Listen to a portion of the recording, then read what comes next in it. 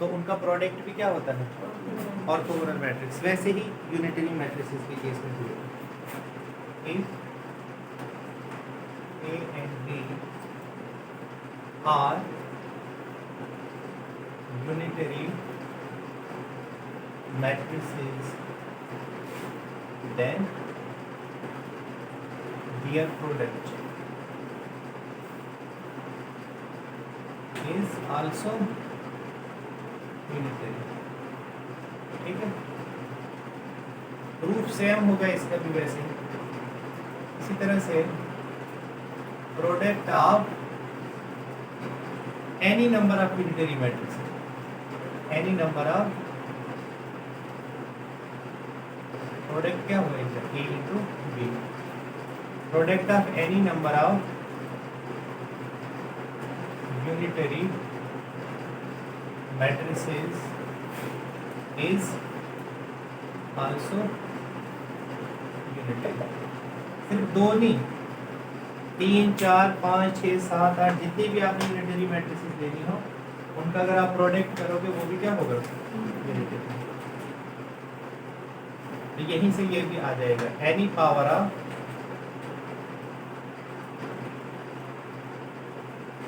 Unitary matrix is also unitary. ठीक है, proof इनका वैसे ही है जैसे ऑर्थोगोनल के केस में था, एक्सेप्ट वहां पे हमने क्या यूज किया था, reversal law of transpose operation. यहाँ पे हम यूज करेंगे reversal law of conjugate operation, मतलब कंजुगेट ट्रांसपोज ऑपरेशन। बिल्कुल सेम होगा इसका प्रूफ।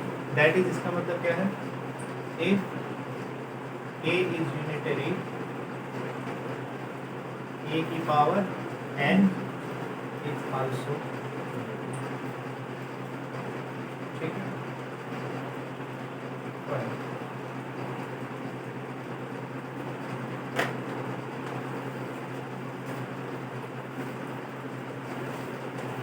हिंट देख लो अगर आपको देखना है, बिकॉज पहले को ए और बी यूनिटरी है, तो A theta is equal to I is equal to A theta A, B theta is equal to I is equal to B theta B. तो हमने ए बी देखना है, ए बी का theta into A B I होना चाहिए, तो हो जाएगा बी थीटा ए थीटा, तो ए बी, अब ए और ए थीटा मिलेंगे तो आई हो जाएगा, और बी थीटा और बी मिलेंगे तो आई हो जाएगी। टोटल क्या हो जाएगा, आई, बिकॉज ए थीटा और ए मिलेंगे तो I, B theta A theta is I, so b theta I b, b theta b, b theta b is I। तो जो चीज़ दो के लिए ट्रू होती है वो पूरे जहान के लिए ट्रू, तो सेकंड वन भी हो जाएगा। थर्ड के लिए क्या होगा, क्योंकि ए क्या है, यूनिटरी, फिर से आप कह रहे हैं ए यूनिटरी है, ए यूनिटरी है, क्योंकि any product of unitary is unitary. तो अगर आप n टाइम्स भी लोगे ये भी क्या हो जाएगा, ए की पावर n, ये भी क्या हो जाएगा, यूनिटरी। अगर ए क्या है, यूनिटरी, तो इनका product which if we take n times it will become A की पावर n, तो ये भी क्या हो जाएगा, यूनिटरी। हो गया, कोई प्रॉब्लम?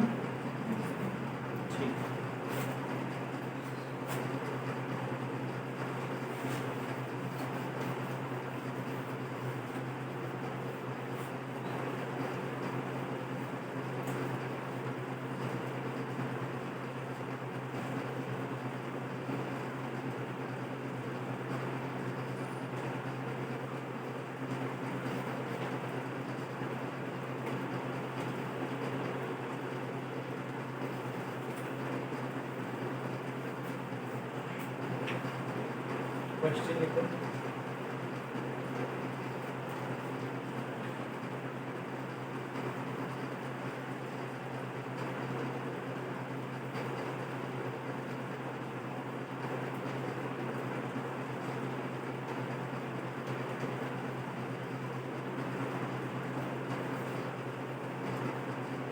पहला क्वेश्चन है आपसे, does this set S contains in nilpotent matrix?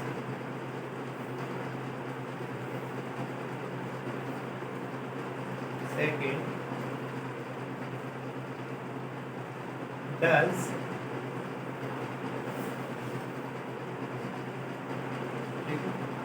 बताइए,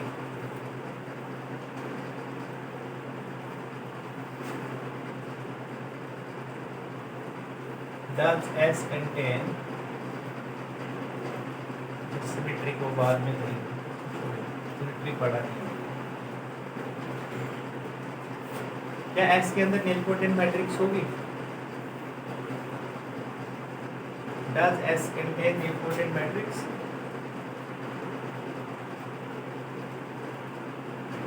बोलो ना।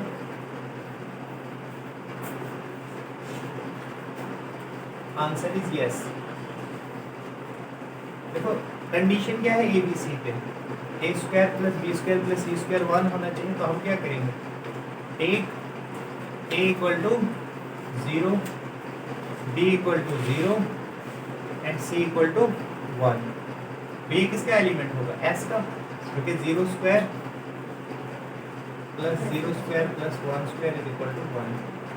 दैट इज, इस मैट्रिक्स की मैं बात कर रहा हूँ, 0 0 1 0 0 0 0 0 0। ये तो स्ट्रिक्ट अपर ट्रायंगुलर मैट्रिक्स है।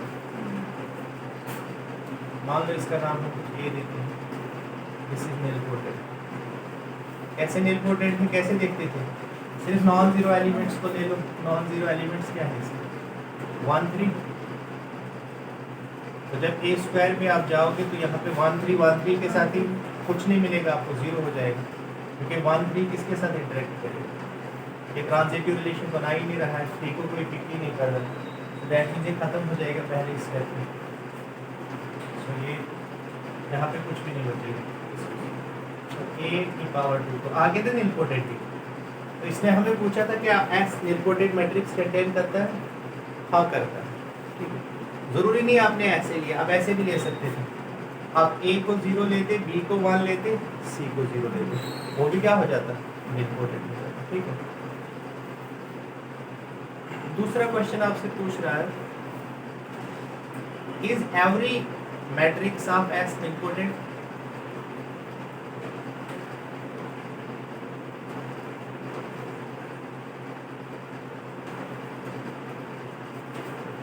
यहाँ पे आंसर नो हो जाएगा, क्यों,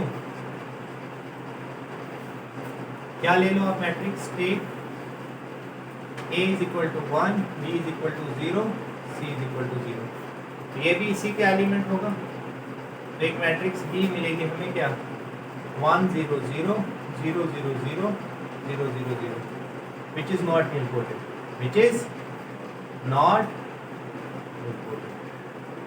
याद रखना, अगर आपके पास डायगोनल पोजीशंस पे नॉन जीरो एलिमेंट्स होते हैं, चाहे आप कोई भी पावर ले लो, वो कभी भी जीरो नहीं होगा, क्योंकि डायगोनल पोजीशन पे जो एलिमेंट होंगे आपके, देखो ये डी है आपका, ये 1 1 है ना, या 2 2 या 3 3, इस तरह के, इनकी आप चाहे जितनी भी पावर ले लो, 1 1 1 1 के साथ आएगा, फिर से 1 1 ही आएगा।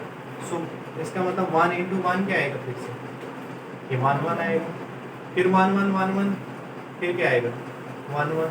तो चाहे आप जितनी भी पावर ले लो, किसी भी पावर के लिए खत्म नहीं होगा। कहने का मतलब ये है कि बी की पावर आप कुछ भी ले लो, ये खुद फिर से वही मैट्रिक्स आएगी, so you will never get null matrix. So therefore ये गलत है कहना कि every matrix of S is nilpotent, क्योंकि हमने एक ऐसी एग्जांपल दे दी मैट्रिक्स की जो कि nilpotent नहीं है। हाँ, अगर आपसे ये पूछते हैं कि does S contain a nilpotent matrix, बिल्कुल बहुत सारी करता है, लेकिन क्या हर मैट्रिक्स nilpotent होती है, नहीं, हर मैट्रिक्स nilpotent नहीं होती है। और एग्जांपल क्या लिया हमने, ए को 1 लिया, बी को 0 और सी को भी 0।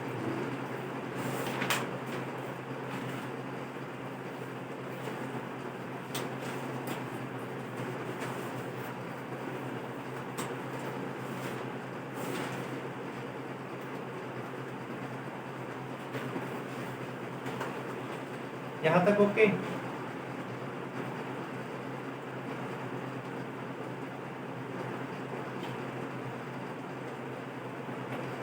ठीक है।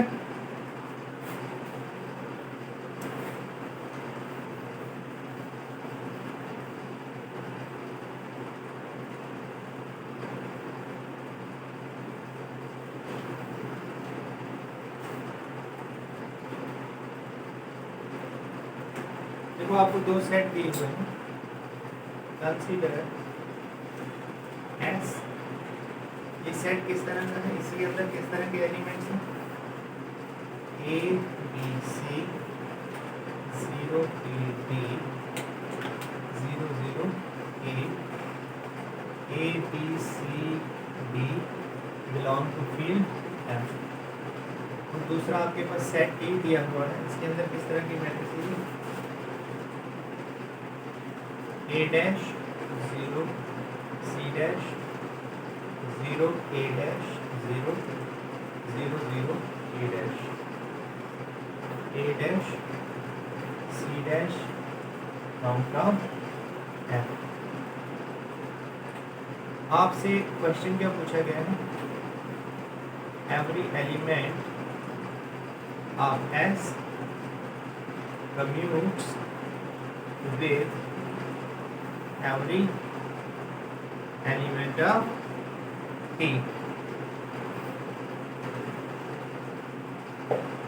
इस तरह के क्वेश्चन भी पूछे जाते हैं NBHM वगैरह के जो एग्जाम होते हैं, national board of higher mathematics वगैरह, वो भी one of the prestigious exam माना जाता है। वहाँ पे इस तरह के क्वेश्चन पूछे जाते हैं। आपको ये दो सेट दे दिए, फिर बोला एवरी, एक स्टेटमेंट दे दिया और आगे लिख दिया ट्रू और फॉल्स। तो आपने बताना है क्या ये सही है या गलत है। तो कैसे पता करोगे इसकी कम्यूटेटिविटी का, पहले हम इनको तोड़ेंगे। इसके एलिमेंट्स कैसे हैं, एस के एलिमेंट्स किस तरह के, late x belongs to s and y belongs to t। तो x किस तरह का होगा, शाबाश, this is a b c 0 a d 0 0 e। ये किस तरह का है, दिस इज यस, इसको मैं ऐसे लिख सकता हूँ a 0 0 0 a 0 0 0 a plus 0 b c 0 0 d 0 0 0। ये क्या है, this is a times identity matrix plus इसका नाम मैं कुछ b रखता हूँ, इसका नाम क्या रखता हूँ, या a रखता हूँ, इसका नाम क्या रखता हूँ, इस मैट्रिक्स का नाम क्या रखता हूँ, a। तो किस तरह से लिख दिया मैंने एलिमेंट ऑफ s को, ai प्लस a। अब y ले लो, y किसके इक्वल होगा, सिमिलरली मैं डायरेक्टली लिखता हूँ, या मैं इसको ऐसे लिख सकता हूँ a dash i plus b, where b is equal to 0 0 c dash 0 0 0 0 0। लिख सकता हूँ ऐसे a dash i plus b। देखो a डैश क्या i क्या हो जाएगा आपका, बिकॉज a डैश i क्या होगा, a dash 0 0 0 a dash 0 0 0 a dash plus 0 0 c dash 0 0 0 0 0 0। तो करो प्लस, इनको क्या आएगा, a dash 0 c dash 0 a dash 0 0 0 a dash, वही आ जाएगा आपके पास। तो आपके पास ये मैट्रिक्स, इसके एलिमेंट किस तरह के, a dash i plus b, और इसके एलिमेंट्स किस तरह से हैं, a i प्लस a। अब हमने देखना है क्या ये एलिमेंट्स आपस में कम्यूट करते हैं या नहीं। तो हम एक्स वाई देखेंगे और फिर वाई एक्स देखेंगे, और फिर देखेंगे कंडीशन के एक्स वाई वाई एक्स के इक्वल कब हो। तो एक्स वाई क्या होगा, देखो एक्स क्या है आपका ए आई प्लस ए, और वाई क्या है A dash I plus B. करो इनको मल्टीप्लाई, ए आई इंटू ए डैश आई क्या हो जाएगा, ए डैश आई, ठीक है, प्लस ये क्या हो जाएगा ए बी, ये क्या हो जाएगा ए डैश ए, और ये क्या हो जाएगा ए बी, और वाई एक्स क्या होगा A dash I plus B A I plus, ये क्या हो जाएगा ए डैश ए आई, ये तो सेम ही रहेगा ना, ये क्या हो जाएगा ए डैश ए ही रहेगा, और ये दिस इज ए बी और बी। देखो ये सेम है, ये भी सेम है, ये भी सेम है। इसका मतलब X Y is equal to Y X if and only if. तो बस हमें सिर्फ ये सुनिश्चित करना है, किसको, हमने ए बी को फाइंड करना है और बी ए को। अगर ए बी और बी ए क्या हो जाए, सेम हो जाए, तो इसका मतलब वो जो मैट्रिसेस हमें दी हैं उसके एलिमेंट्स भी आपस में क्या करेंगे, कम्यूट करेंगे। तो चेक करो, ए क्या है आपका ये और बी क्या है ये। करो फाइंड पहले ए बी।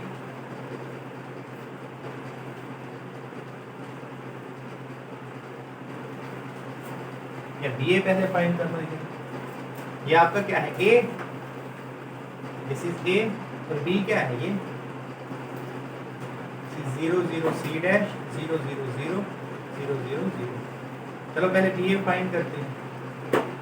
सो बी ए किसके इक्वल होगा, करो यूज जरा। मैंने क्या कहा था, जब भी मल्टीप्लिकेशन करते हैं इसके जो रोज हैं वो इसके रोज हमें बताते हैं, इसके कॉलम हमें इसके कॉलम। तो इसके रोज कौन कौन से 0 है, तो ये 0 हो जाएगा। इसका पहला कॉलम 0 है तो इसका भी क्या हो जाएगा, फर्स्ट कॉलम 0। बाकी निकालने पड़ेगा, कौन कौन सा बचा, ये और ये। मतलब A1 2 आपको चाहिए R1 और C2 0 0 0, ये तो 0 हो गया। और दूसरा R1 C3 0 0 0, ये भी क्या हो गया 0। तो BA क्या हो गया 0। अब हम देखेंगे AB क्या है।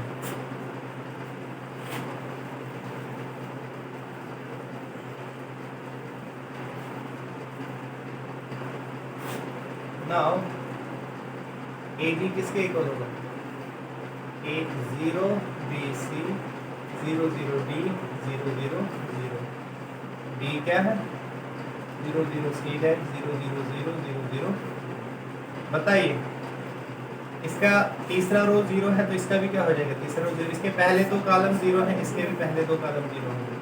आपको पता चल रहा है कि ये कैसे करेंगे, क्योंकि जो शायद आप उस लेक्चर में नहीं थे, शायद जो आप प्रोडक्ट लेते हो ना मैट्रिसेस का, तो इसमें क्या होता है, जो आपका प्री फैक्टर होता है वो कॉलम्स को डिसाइड करता है, और जो पोस्ट फैक्टर है वो किसको डिसाइड करता है, रोज को। सॉरी, प्री फैक्टर रोज को डिसाइड करता है प्रोडक्ट के, और पोस्ट फैक्टर कॉलम्स को डिसाइड करता है। मतलब बिहेवियर सेम होता है। अब देखो ए क्या है आपका, दिस इज प्री फैक्टर, इसके रोज 0 तो इसके रोज भी क्या हो जाएगा, थर्ड रो 0। पोस्ट फैक्टर के पहले दो कॉलम 0 तो इसके पहले दो कॉलम 0। अब बचे हमारे पास 0 एक आ गया 1 3, इसको इसके साथ करो 0 ही आएगा, 0 आएगा ना, 0 0 0, ये 0 हो गया। अब क्या है ये वाला, ये क्या है 2 3 2 3, ये भी 0 आ गया। तो ए बी बी ए के इक्वल आ गया। Since AB is equal to BA, therefore XY किसके इक्वल हो जाएगा, for all X belonging to S and Y belonging to A. So have any two elements of S and B, they commute with each other. Every element of S commutes with every element of T, and every element of T commutes with every element of S. ठीक है,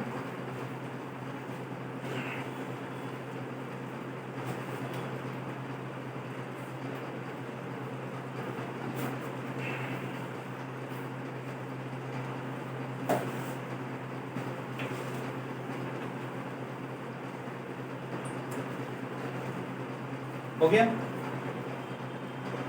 done.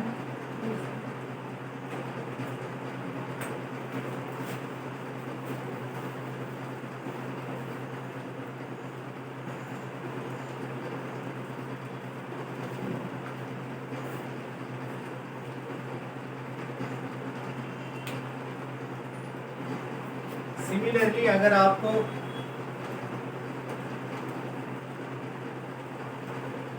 क्या पूछा गया है, s की power n, जैसे यहाँ पे s पूछा गया था ना, अगर s की पावर n पूछा जाए तो उस केस में क्या हो जाएगा, वो किस टाइप का हो जाएगा, ai प्लस a की पावर n। तो वहाँ पे आप क्या यूज करोगे, बाइनोमियल को, nc0 a की पावर n, i की पावर n प्लस nc0 ए की पावर n माइनस वन, आई की पावर n माइनस वन, ए, फिर n सी टू, ए की पावर n माइनस टू, और आई की power n minus two, A square plus and so on, ठीक है, plus n C N A की power.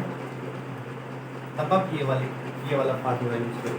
वहाँ पे आपको ए जो है कुछ पर्टिकुलर टाइप की दी होगी, हो सकता है ए आपको क्या दिया हो, निलपोटेंट मैट्रिक्स ऑफ इंडेक्स 2, तो आपको कहाँ तक सिर्फ सॉल्व करना है, यहाँ तक, यहाँ से आगे वो सब के सब क्या हो जाएंगे, 0 हो जाएंगे। और ऐसे ही पूछेगा, पावर अगर बड़ी देगा तो वो मैट्रिक्स कुछ निलपोटेंट दे देगा, इंडेक्स 1 की दे देगा, या इंडेक्स क्या देगा 2 की दे देगा, ठीक है।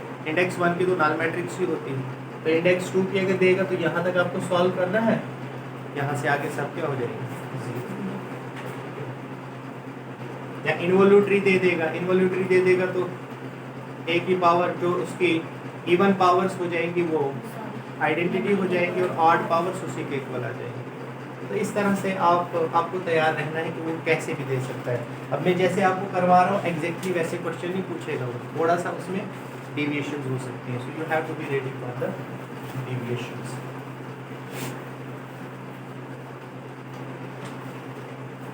लिखिए symmetric matrix, symmetric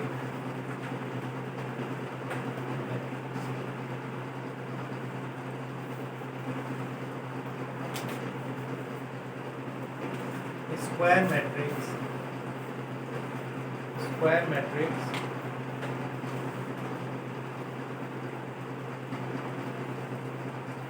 A is said to be symmetric if A is equal to A transpose, that is अगर आपके पास कोई मैट्रिक्स है A I J N cross N order की, देन ए आई जे किसके इक्वल हो जाएगा, A J I के equal for all I J, ठीक है। ओके, अब सबसे पहला जो हम इसका करेंगे, the number of non trivial entries to write a set of all symmetric matrices of order n, of order n कितनी होंगी? देखो सिमेट्रिक मैट्रिक्स को लिखने के लिए कितनी नॉन ट्रिवियल एंट्रीज की जरूरत पड़ेगी। ये है आपका सिमेट्रिक मैट्रिक्स। सिमेट्रिक मैट्रिक्स की खासियत क्या होती है, देखो ये डायगोनल है, ये क्या है डायगोनल। डायगोनल के लिए आपके पास चॉइस है, आप कुछ भी ले सकते हो। तो कितनी चॉइसेस, यहाँ पे आप कितने वो नॉन ट्रिवियल एंट्रीज रख सकते हो, एन। यहाँ पे भी आपके पास चॉइसेस है, n-1 फिर n-2, ऐसे ही करते करते 1 तक। इधर आपके पास चॉइसेस नहीं है। जब इधर आपने लिख दिए तो ये तो खुद ब खुद लिखे गए, बिकॉज़ दिस इज सिमेट्रिक। तो नॉन ट्रिवियल कितनी है, नॉन ट्रिवियल मतलब एसेंशियली जो आपको चाहिए ही चाहिए, ठीक है, वो कितने हैं आपके पास एसेंशियल आर्बिट्रेरी। जहाँ पे आप आर्बिट्रेरी कांस्टेंट लिख सकते हो, जहाँ पे आप कोई भी वैल्यू लिख सकते हो, वो ये वाले हैं। कौन से, n plus n-1 plus n-2 and so on plus 3 plus 2 plus 1। कितनी है ये, तो इतनी नॉन ट्रिवियल एंट्रीज लगेगी किसको लिखने के लिए, सिमेट्रिक मैट्रिसेस ऑफ ऑर्डर। तो इन पर्टिकुलर अगर हम लेते हैं, आपसे पूछा जाता है इन पर्टिकुलर, सपोज मैं आपको क्या देता हूँ, अब वो सिमेट्रिक नहीं बोलेगा, वो सीधा आपको एक सेट दे देगा इस तरह, कैसा, A F E F B B B, C,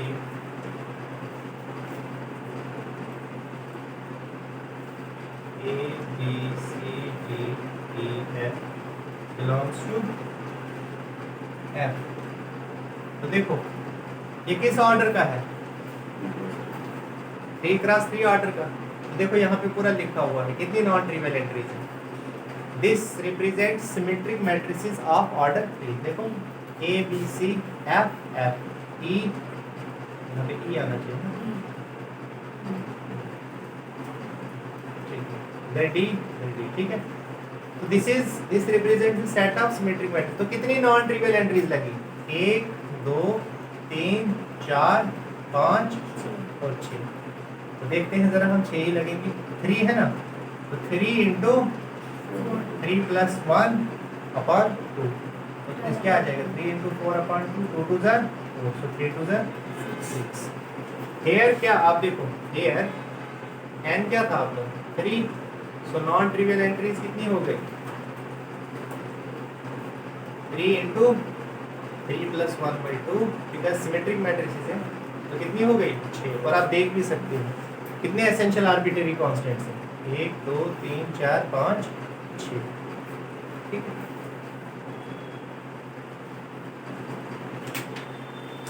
तो ये आपने देख के यहाँ पे खुद से भी,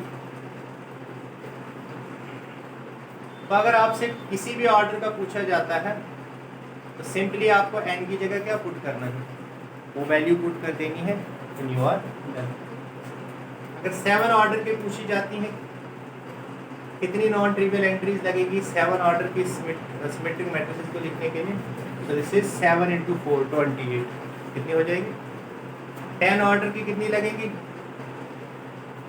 50, नहीं 10 इंटू 11 55, 55।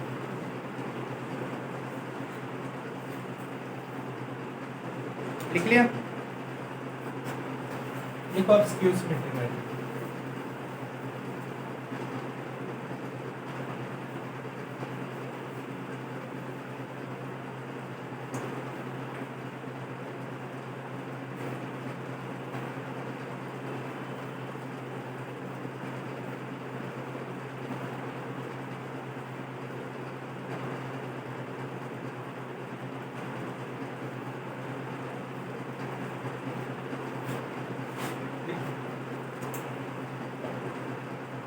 Square matrix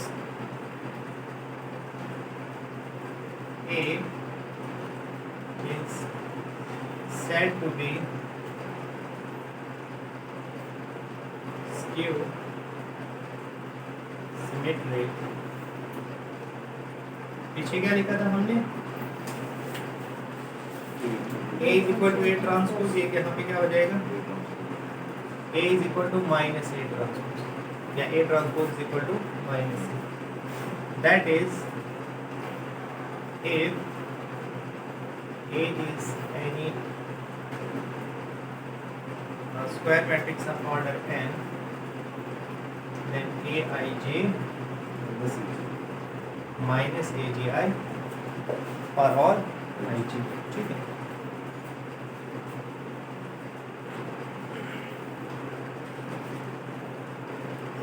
क्लियर है, did you get this, any questions.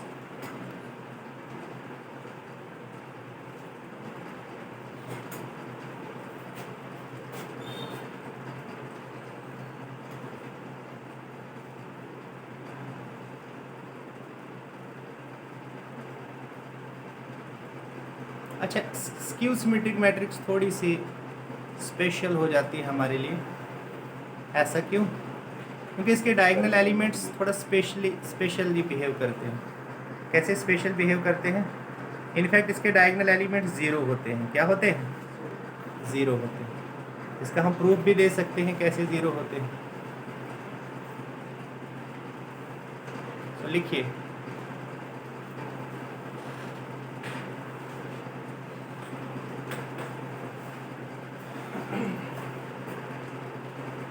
इसमें यही चीज थोड़ी स्पेशल बन जाती है। All diagonal elements of a skew symmetric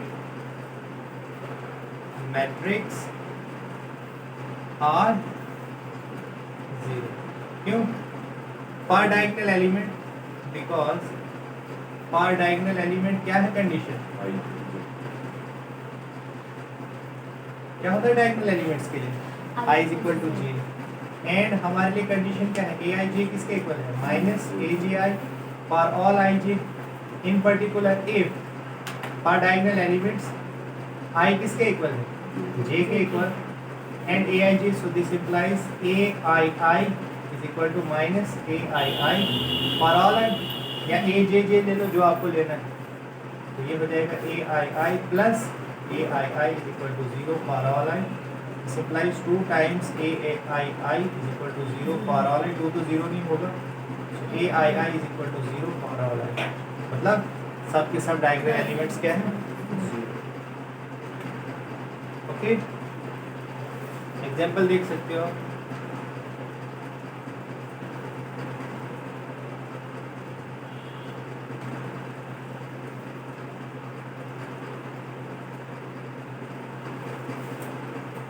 ठीक है,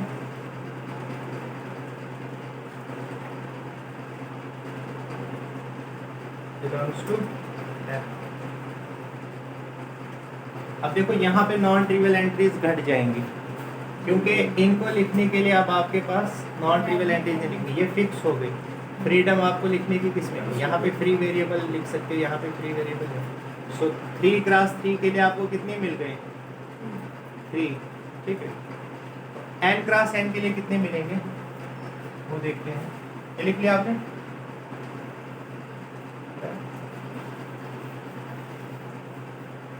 लिखिए, the number of non-trivial entries to write down the set of all skew symmetric matrices of order n। कितनी होगी नॉन ट्रिवियल एंट्रीज? देखते हैं, ये देखो, ये डायगोनल हो गया आपका। डायगोनल तो फिक्स हो गया, अभी 0 0 है सभी, उनको छोड़िए। यहाँ पे कितनी चॉइसेस है आपके पास? n-1, फिर n-2, करते करते 1। इनके लिए फिर से कोई चॉइस नहीं, क्योंकि जब ये लिख लिया आपने तो ये तो ऑटोमेटिकली लिखे जा चुके। तो एसेंशियल कितने हैं आपके पास? 1 + 2 + 3, कहाँ तक? n-1। जानबूझ के इसको लिखता हूँ। अभी n क्या है आपका? n-1। तो फार्मूला क्या होता है? n × n+1 upon 2। अभी n को मैंने क्या लिया? n-1। ये और ये क्या हो गया? कैंसल। ये किसके इक्वल हो गया? कितनी नॉन ट्रिवियल एंट्रीज? थोड़ा इसको विजुअलाइज करने के लिए देखो, 3 क्रॉस 3 के लिए फॉर n = 3 कितनी हो जाएंगी? 3 × 3 - 1/2, दैट इज 3 × 2/2। 3 देखो 3 ही थी, इसी तरह से आप किसी भी square matrix, skew symmetric matrix of order n के लिए फाइंड कर सकते हो कि उसकी नॉन ट्रिवियल एंट्रीज कितनी होंगी। ठीक है,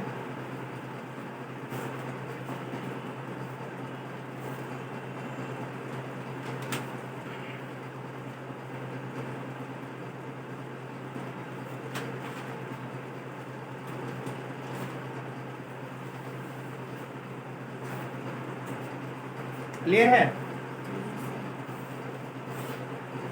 कुछ प्रॉपर्टीज लिखते हैं जल्दी जल्दी से। हो गया?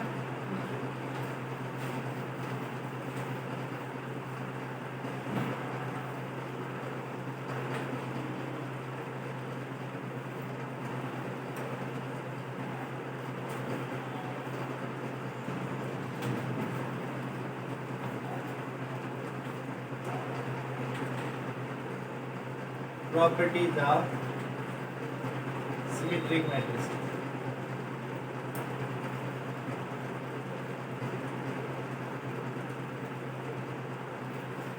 if A and B are symmetric matrices of obviously same order and A is any scalar or number, then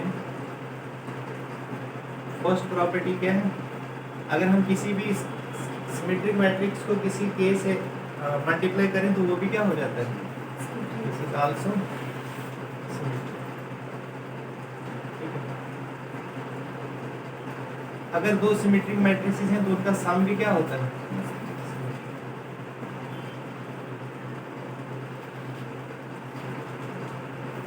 ना सिर्फ दो के लिए बल्कि ये चीज n के लिए भी ट्रू होगी। मतलब if each ai is symmetric then summation ai I goes from 1 to n is also symmetric।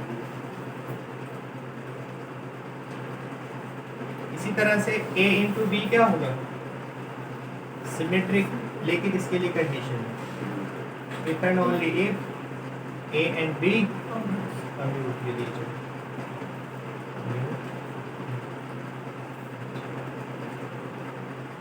ये आपके लिए असाइनमेंट है, सबको आप खुद से वेरीफाई करोगे, ठीक है? नहीं होगा मैं बताऊंगा, मतलब प्रूव करना है आपको इनको, you will do it yourself.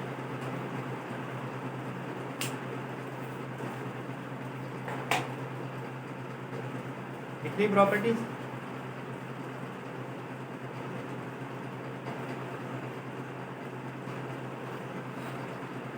इसी तरह से एक और लिखो, any natural power of a symmetric matrix is again symmetric, is again symmetric. मतलब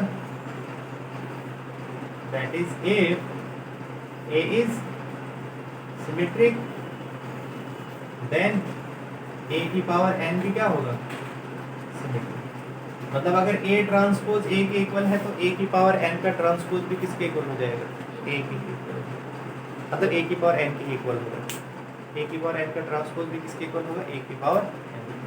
दैट मीन्स अगर A सिमेट्रिक है तो A की पावर n भी क्या होगा, तो ये आगे आपकी सिमेट्रिक मैट्रिसेस की प्रॉपर्टीज। अब हम देखते हैं skew symmetric matrix.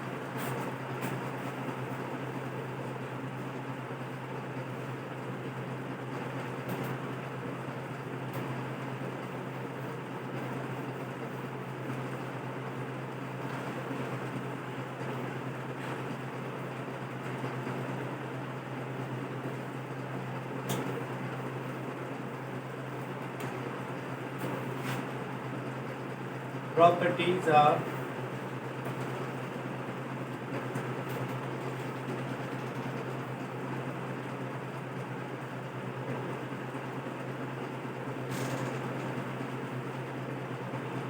if A and B are skew symmetric matrices, then first A times A भी क्या होगा, skew, and K is any number and K is a scalar, then A is also skew symmetric। Second, A plus B is also skew symmetric। इसी तरह से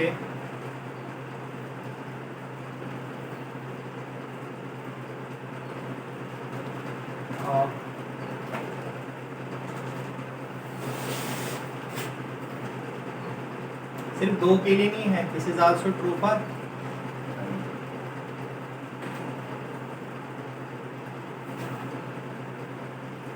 skew symmetric if AI is skew symmetric for all I from 1 to 1 और AB जो है वो भी क्या हो जाएगी स्क्यू सिमेट्रिक। यहाँ पे लेकिन कंडीशन क्या होगी इफ एंड ओनली क्या होगी एंटी कम्यूट, कम्यूट नहीं, क्या होगा anti commute with each other. ये एंटी कम्यूट क्या बोला होती है दैट इज ए बी किसके इक्वल है माइनस बी।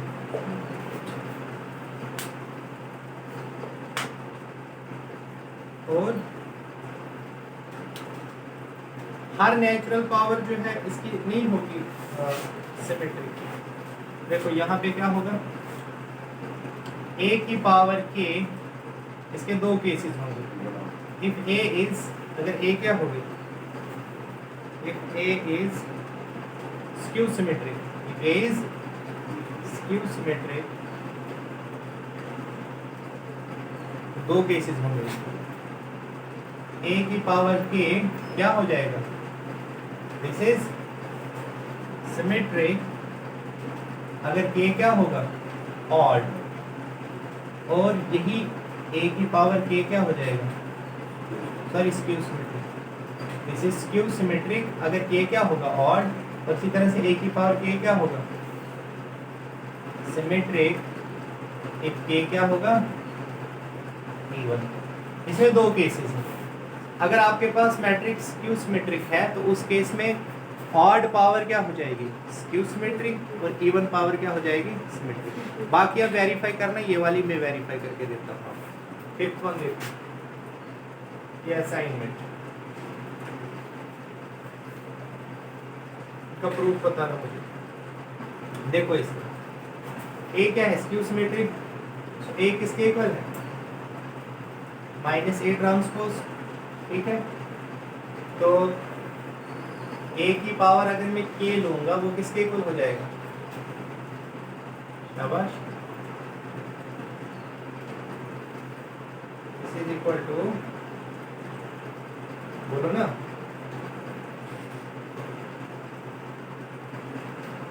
a किसके इक्वल है माइनस ए ट्रांसपोज के, a की पावर k किसके इक्वल हो जाएगा माइनस ए ट्रांसपोज की पावर k, है ना, बिकॉज a किसके इक्वल है माइनस ए ट्रांसपोज के। यहाँ तक ओके।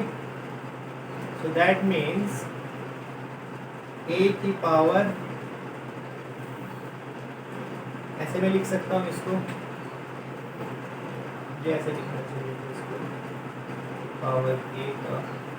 मैंने अभी आपको क्या बताया कि अगर आपका a क्या होता है अगर आपका ये लिखते हैं a की पावर k का ट्रांसपोज किसके इक्वल होता है दिस इज a ट्रांसपोज की power k, this is by reversal law of transpose operation. ये हो जाएगा a की पावर k का transpose this is equal to a transpose की power k, but a transpose किसके इक्वल है इस केस में minus a, this is minus a की पावर k। अब माइनस 1 की पावर k को बाहर ले लो, ये क्या है a की power k, that is a की पावर k का ट्रांसपोज किसके इक्वल है माइनस 1 की पावर k इंटू ए के। तो अब बताओ मुझे ए के का transpose will be equal to minus A K if and only if k is odd, in which case this will be skew symmetric and a की power k क्या होगी skew